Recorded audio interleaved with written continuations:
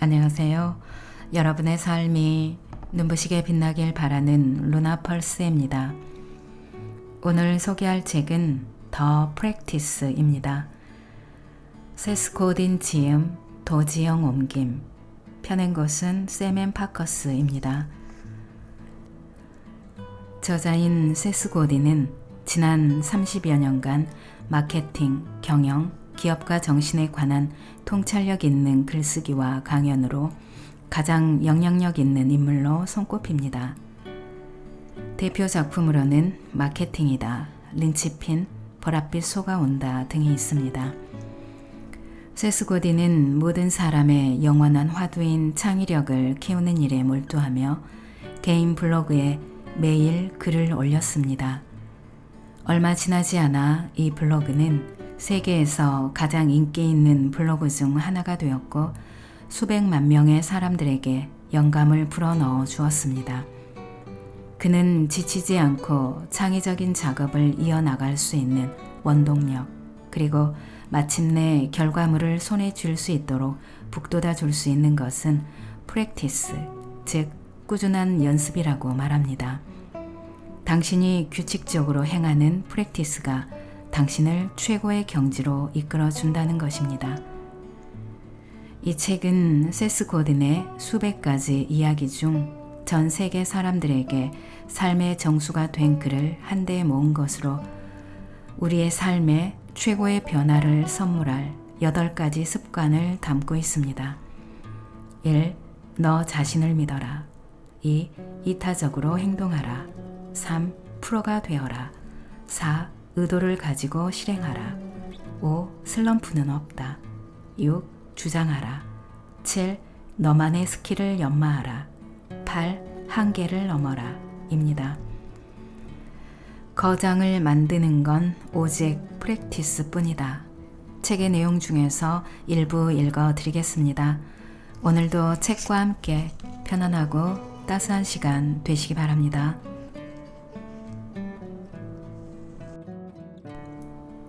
프롤로그. 의욕을 잃었을 때 우리를 구해주는 건 과정이다. 창의적인 아이디어가 마법처럼 떠올랐다는 이야기를 접하기도 한다. 도대체 창의성은 언제, 어떻게 발현되는 것인가? 우리가 창의적인 작품을 만들고 그것을 세상에 보여주기까지 그 과정의 시행착오를 견딜 수 있는 유일한 방법은 꾸준한 실행뿐이다. 우리는 이것을 프랙티스라고 부른다. 우리는 고유한 꿈을 향해 나아가는 창의적 인간으로 각자 완성한 작품을 세상에 선보여 사람들과 공유해야 한다.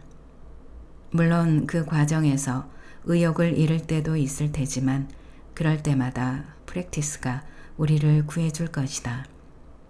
창의성을 얻기 위해 우리는 주의를 서성이고 있다. 창의성이란 무언가 이루어지기를 간절히 바라는 마음의 결과이다. 새로운 사실을 찾고 싶다는 바람, 오래된 문제를 해결하고 싶다는 바람, 아니면 다른 사람에게 도움이 되고 싶다는 바람 등 창의성은 선택의 문제일 뿐 갑자기 어딘가에서 내리치는 벼락 같은 게 아니다. 우리에게는 각자 꾸준히 실천할 수 있는 프랙티스가 있다. 더 나은 성과를 위해 받아들이는 창작의 과정이다. 프랙티스는 결과물을 위한 수단이 아닌 결과물 그 자체이다. 프랙티스야말로 우리가 통제할 수 있는 모든 것이기 때문이다. 프랙티스를 계속하려면 과정에 헌신해야 한다. 그건 한 번에 얻을 수 있는 게 아니다. 하고 싶은 일인지와는 관계없이 그저 묵묵히 해야 얻을 수 있다는 것을 인정하는 일이다. 프랙티스를 쌓는다면 그 어떤 방법을 선택했을 때보다 원하는 일을 더욱 잘하게 될 것이다. 우리가 할 일은 공을 던지는 것이다. 나는 그동안 수백 명에게 저글링 하는 법을 가르쳤다. 저글링을 잘하려면 한 가지 간단한 통찰을 얻어야 한다. 공을 잡는 게 중요한 것은 아니라는 점이다. 저글링 하는 법을 배우지 못하는 건 항상 다음 공을 받으려 달려들기 때문이다. 일단 떨어지는 공을 받으려고 달려가면 다음 공을 던지는 자세가 흐트러진다. 그러고 나면 모든 게 엉망이 된다. 우선 공 하나로 시작한다. 공을 잡으려고 달려들지 않는다. 던지고 떨어지고 던지고 떨어지고 던지고 떨어진다. 왼손으로 공을 20번 던지고 20번 떨어지는 모습을 매번 지켜본다. 그러고 나서 오른손으로 다시 공을 던지고 지켜본다. 던지는 법을 연습하는 것이다. 이것을 충분히 잘하게 되면 받는 건 저절로 된다. 저글링을 배우려는 사람들이 가장 어려워하는 부분은 하나같이 공을 떨어뜨리는 부분이었다. 공을 던지고 나서 공이 바닥으로 떨어질 때 사람들은 가만히 한자리에 서서 지켜보는 것을 못 견뎌냈다. 공을 잡고 싶어 안달이 나 있는 데다 심지어 어떤 사람은 바로 이 시점에 포기해버리기도 한다. 결과를 의식적으로 무시해야 하는 것을 참지 못하는 것이다. 하지만 끈기 있게 버티면 그 과정은 금방 지나고 곧 추진력이 붙는다. 아마 15분쯤 지나면 던지고 던지고 떨어지고 떨어지는 방식을 시도할 수 있다. 간단히 공 2개를 가지고 2번 던지는 것이다. 그러고 나서는 별다른 스트레스 없이 던지고 던지고 받고 받는다. 쉬운 일이다. 던져야 할 지점에서 던지는 연습을 거쳤고 꾸준히 하고 있기 때문이다. 그러고 나서 마지막 단계는 3번째 공을 추가하는 일이다. 항상 성공하는 건 아니지만 그 어떤 방법보다 늘 좋은 결과를 낼 것이다. 우리가 할 일은 공을 던지는 것이다. 받는 건 저절로 된다.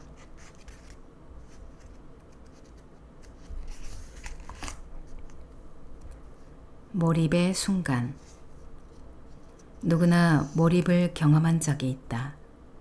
한번 경험하고 나면 다시 그 느낌을 느끼고 싶어서 몸이 근질거릴 지경이 된다. 몰입의 순간에는 생각을 방해하는 요소들이 사라지고 머릿속 이야기들이 물러가며 속삭임이 잦아든다. 마침내 오직 하는 일에만 온전히 열중하게 된다. 장거리 하이킹이나 브레인스토밍을 하는 시간에는 어김없이 몰입이 찾아온다. 지금 하고 있는 일로 예술을 펼칠 때 몰입의 순간이 시작된다. 하지만 이 순간을 경험하지 못하는 사람도 있다. 그건 몰입의 순간이 찾아오기를 기다리기 때문이다. 사람들은 몰입의 순간이 자신을 선택해 찾아와 주기를 바란다. 그러기 위해서는 상황 조건이 정확히 맞아떨어져야 한다고 생각한다.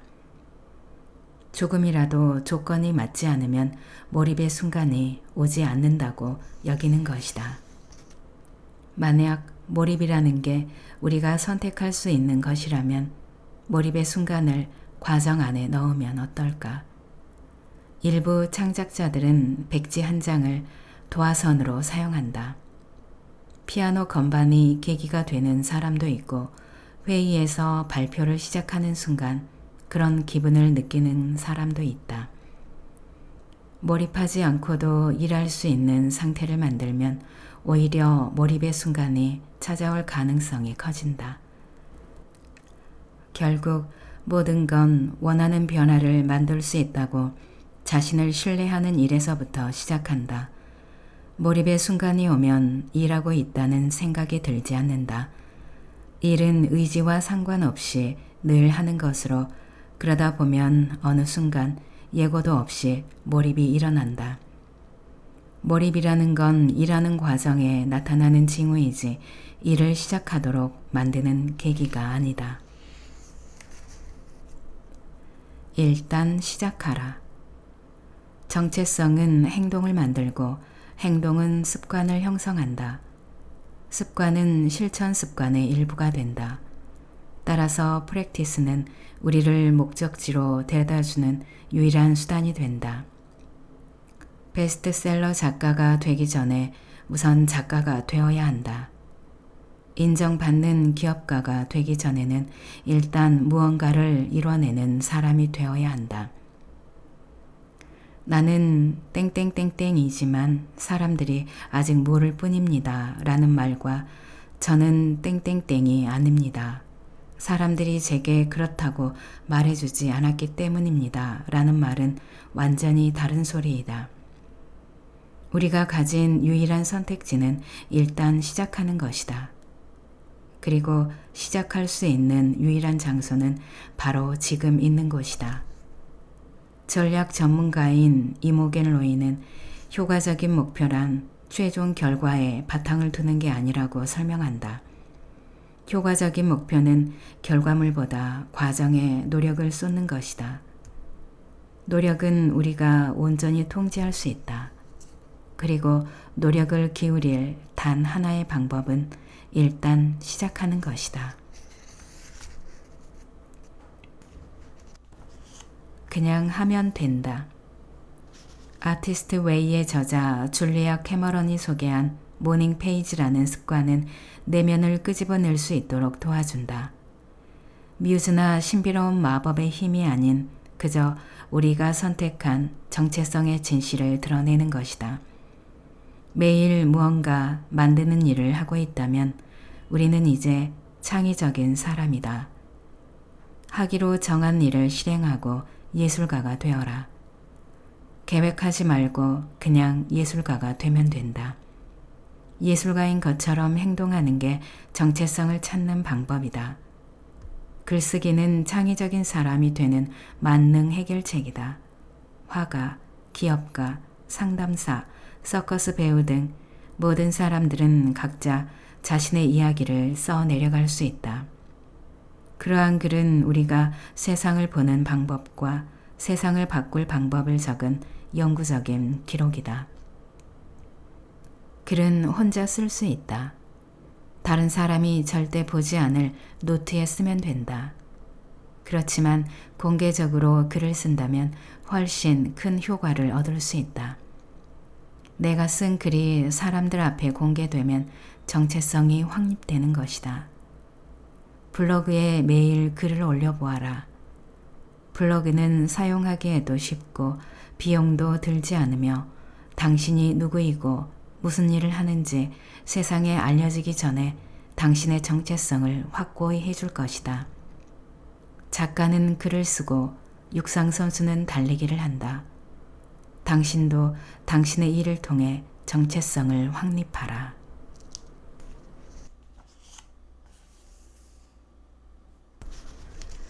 스킬은 누구나 노력하면 얻을 수 있다. 변화를 일으키려는 당신은 누구인가?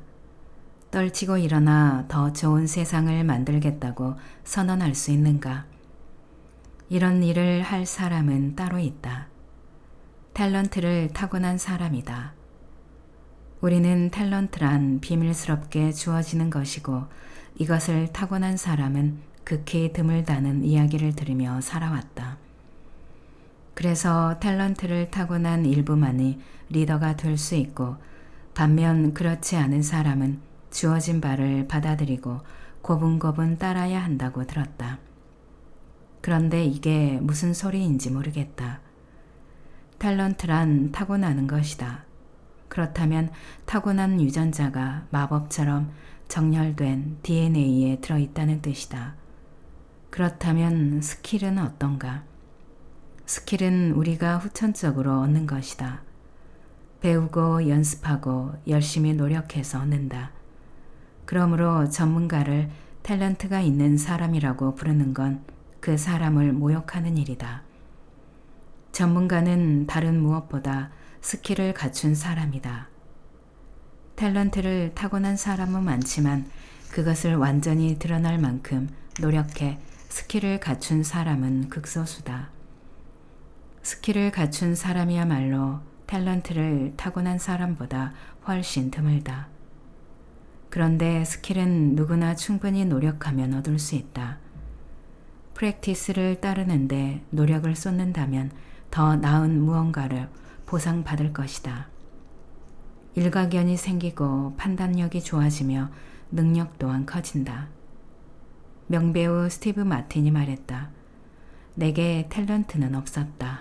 전혀. 당신이 매일 1시간씩 하는 것. 몸매를 관리하는 건 어렵지 않은 일이다. 매일 1시간씩 뛰거나 체육관에서 운동하면 된다. 그리고 6개월에서 1년 동안 지속한다. 어려운 건 이것이다. 매일 체육관에 가는 사람이 되는 일이다. 자신의 목소리를 찾는 일 역시 마찬가지이다. 목소리를 찾기 위한 전술, 글쓰기를 자극하는 것, 연필의 종류. 이제 이야기할 단 하나의 조건과 비교하면 그 어느 것도 중요하지 않다. 그 조건은 바로 창의적인 작품을 만드는 과정에 참여하는 유형의 사람이 되도록 자신을 믿는 일이다. 씻거나 먹거나 통근하거나 넷플릭스를 시청하거나 이메일을 확인하거나 놀러가거나 휴대폰을 들여다보거나 뉴스를 읽거나 부엌을 청소하거나 나열한 일들의 공통점은 매일 하루에 1시간씩 하는 일들이다. 프랙티스를 따르며 보낸 시간은 창의적인 작품을 만드는 길을 보여줄 것이다. 창의적인 작품을 만드는 사람이 되려면 무엇을 해야 할지 당신은 알고 있다. 그리고 어떻게 해야 하는지도 안다. 해본 적이 있을 것이다. 적어도 한 번은 다른 사람을 위해 독창적인 무언가를 말한 적이 있을 것이다. 적어도 한 번은 문제를 해결하거나 누군가에게 불을 밝혀줄 손을 내밀었을 것이다. 프랙티스가 당신에게 요구하는 건 그런 일을 한 번 이상 습관이 될 만큼 자주 실행해 보라는 것이다.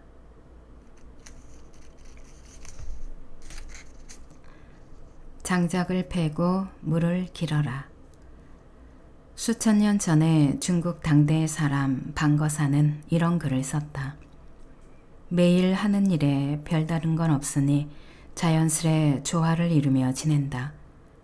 취할 것도 버릴 것도 없이 장작을 패고 물을 깃는다.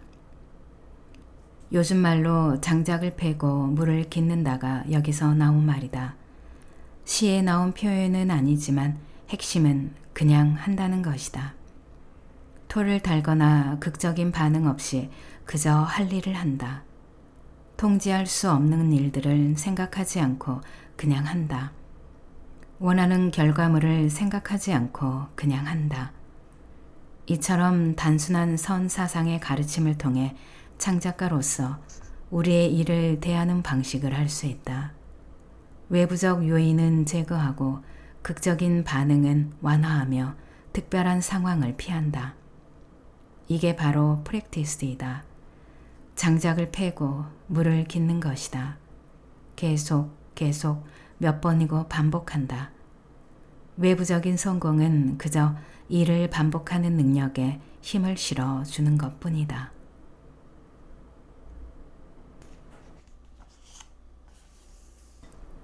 프랙티스는 불편함을 만드는 것. 예술은 편안함을 추구하지 않는다. 변화를 만들고 그 변화는 긴장을 불러온다. 배움도 마찬가지다. 진정한 배움은 긴장과 불편을 감수하는 자발적인 경험을 통해 이루어진다. 프랙티스를 따르려면 당신이 이끌고 위하며 가르치는 사람들에게 일시적인 불편함을 주어야 할 뿐 아니라 당신 자신도 잘 알지 못하는 영역에 들어가서 느끼는 거북함을 감내해야 한다. 예술가는 적극적으로 관객에게 불편함을 유도한다. 이 기분은 사람들의 주의를 끌고 긴장을 늦출 수 없게 하며 호기심을 자아낸다. 변화가 일어나기 전에는 누구나 불편을 느낀다. 이 감정을 이용해 사람들을 관대하는 새로운 방법, 역시 당신을 괴롭게 할 수 있다. 그렇게 하지 않고 그저 상대방이 원하는 대로 묻고 답한다면 더 쉽고 편하게 느껴질 것이다. 그러나 오직 편안함만 주는 건 예술가와 리더가 할 일이 아니다. 그렇게 된다면 결국 사람들에게 미치는 영향력은 줄고 그건 사람들을 친절하게 대하는 게 아닌 셈이 된다. 프랙티스는 자신이 하는 일에 공감하며 변화를 위한 여정에 있다는 걸 깨닫는 일이다. 더불어 불편함을 만드는 것이다. 이것은 사람들, 즉 관객, 사람들을 위해서 그리고 우리 자신을 위해서이다. 그런 불편함은 언제든 만들어도 좋다. 모든 걸음이 소중하다. 변화를 일으키는 일은 생각보다 간단하다.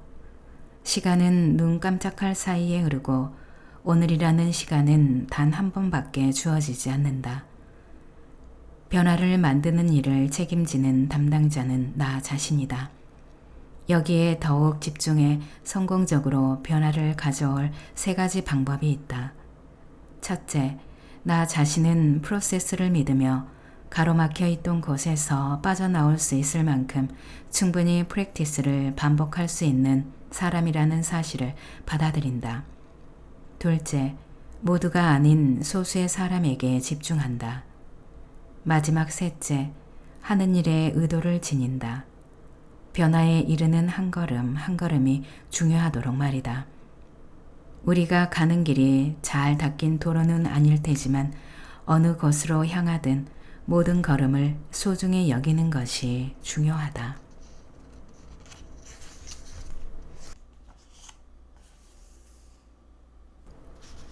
피타고라스와 5번째 망치.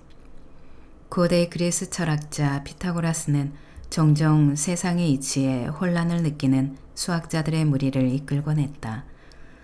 그들은 만물이 기능하는 법을 이해하는데 핵심이 되는 건 원래 소리보다 큰 진동수를 가진 소리인 오버톤이라고 생각했다.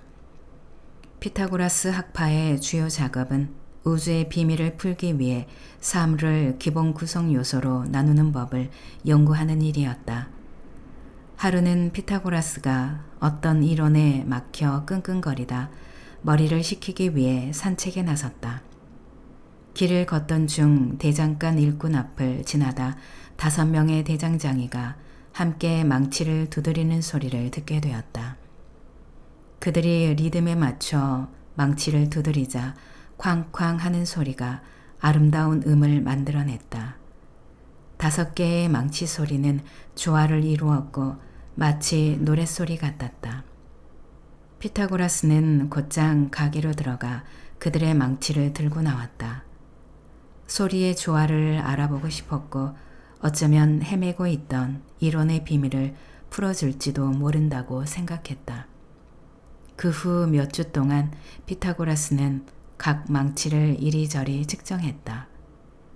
왜 망치가 정확히 똑같은 소리를 내지 않는지, 무엇보다 5개 망치를 동시에 두드리면 왜 그토록 아름다운 소리가 되는지 궁금했다. 피타고라스의 노력 끝에 망치 4개의 무게 비율이 울림 소리를 조화롭게 만든다는 것을 알아냈다. 각 망치는 다른 망치의 배수에 해당하는 무게를 지니고 있었다. 내가 가장 흥미로웠던 것은 그 어떤 조화의 규칙도 따르지 않던 5번째 망치였다. 5번째 망치는 논리에 맞지 않았다. 나머지 4개 망치가 보이는 규칙에 따르지 않았고 규칙 면에서 보면 무시해도 될 존재였다. 오랜 세월 다른 학자들이 그러했듯 피타고라스도 5번째 망치는 무시한 채 처음 4개의 망치를 연구한 결과만 발표했다. 그러나 들어맞지 않다고 생각했던 그 5번째 망치야말로 전체 망치 소리의 비밀이라는 게 밝혀졌다. 5번째 망치가 그런 일을 할 수 있었던 건 바로 완벽하지 않아서였고 화음체계에 도드라지는 소리로 진폭이 더욱 증가했기 때문이었다. 그 망치가 없었다면 나머지 망치들이 내는 소리는 조화를 이루지 못했을 것이다. 5번째 망치의 힘은 증명되지도 분명하지도 격려받지도 못하는 것이었다. 우리가 5번째 망치와 같이 되려면 어떻게 해야 할까? 프랙티스를 선택하고 자신이 무언가를 만들어낼 수 있는 존재라고 믿으면 되는 것이다.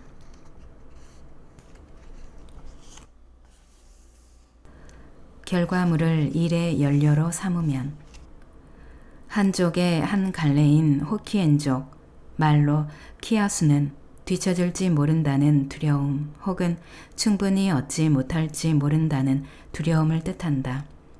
이 단어는 싱가포르에서 유래된 것으로 전 세계 어디서나 사람들이 흔히 하는 생각이다.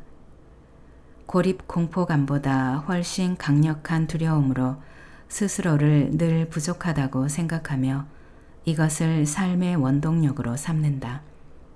사회는 사람들을 지시에 따르게 하려고 자꾸 부족하다는 느낌을 들게 한다.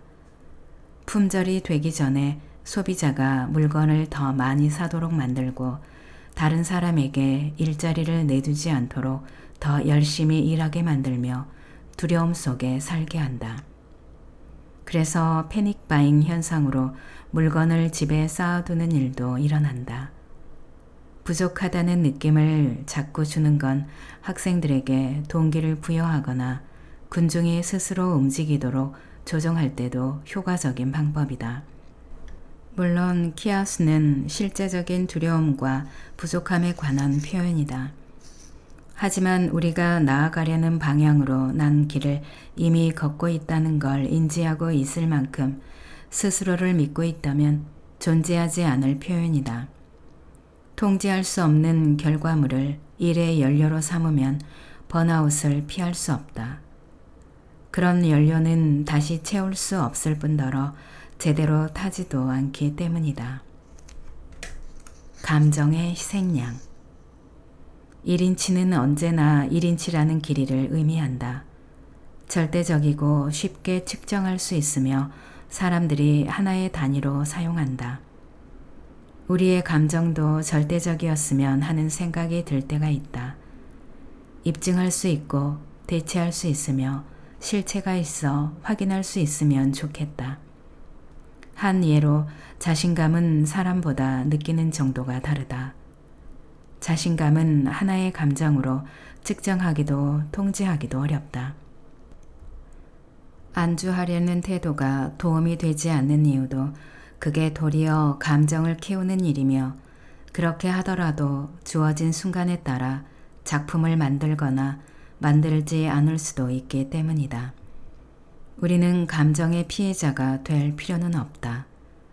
감정이 저절로 찾아왔다 떠나가도록 둘 필요도 없다. 대신 필요한 감정이 생기도록 유도하는 행동을 취할 수는 있다. 영화 배우 글렌 클로즈는 아카데미상 후보에 8번이나 올랐다. 하지만 단 한 번도 수상하지 못했다.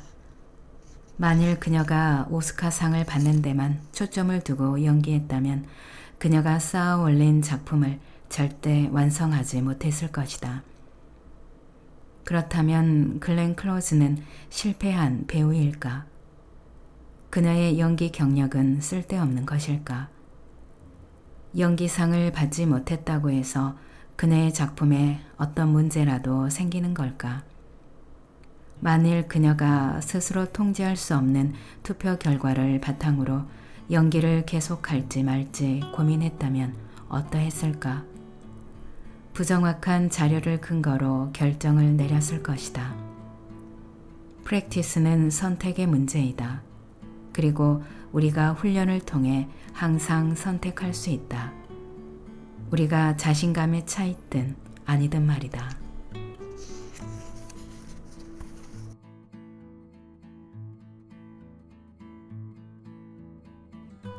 낭독은 여기까지입니다.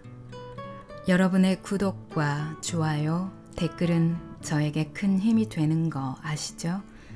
오늘도 끝까지 들어주셔서 감사합니다.